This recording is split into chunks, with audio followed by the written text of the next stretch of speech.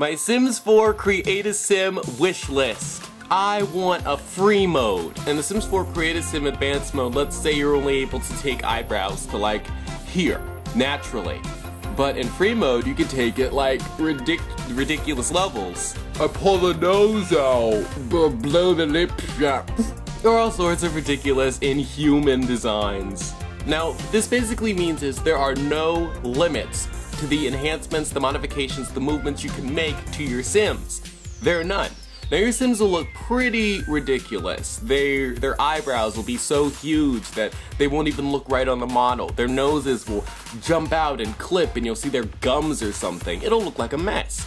But before the free mode opens, you get a disclaimer from EA or whatever saying that this will not look right with animations or clothes or makeups. It'll possibly mess up your game, but basically you have total freedom over how your Sim looks right now. And then they're totally absolved of how crazy and unfunctional that some of these changes people might make to their Sims will look. That might potentially cause glitches, but since the game's not taking responsibility for it, it's all up to you. Once the potential of the free mode is known, I predict that sales would skyrocket for The Sims 4, based on Create a Sim alone.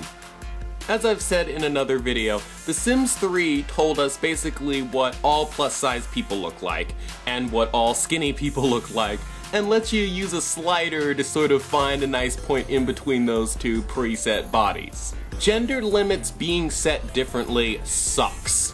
It really does. Women's jaws can't be the same as men's. Men's lips can't be the same as women's. It's just like they were doing with the weight gain. I don't need The Sims to tell me what a woman looks like. Give me creative control and I'll decide. To illustrate, when you open The Sims 3 Create a Sim, you're given a general Sim, perhaps a woman.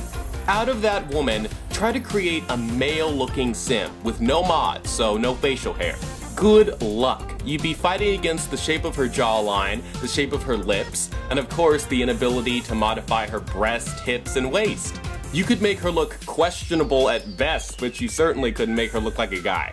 I'm giving this as an example of the power that Create a Sim should actually have. How much you can actually change your Sim.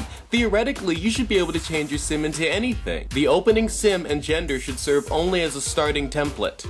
Being able to turn your female Sim into a man is probably unnecessary and many people wouldn't do it, but I'm using that as an example to say what it should be able to do. I think with the abilities for customization they have already in place in The Sims 4 Create a Sim, this will be more of a possibility than it ever was before, just as a sign of how powerful the tools are. But ultimately, yes, I'm very satisfied with The Sims 4 Create a Sim. Those are the only two things on my wish list. A free mode, which basically takes care of my other thing, for the tools to be powerful enough that you could turn X into Y. Or technically into an alien space blob of nothingness.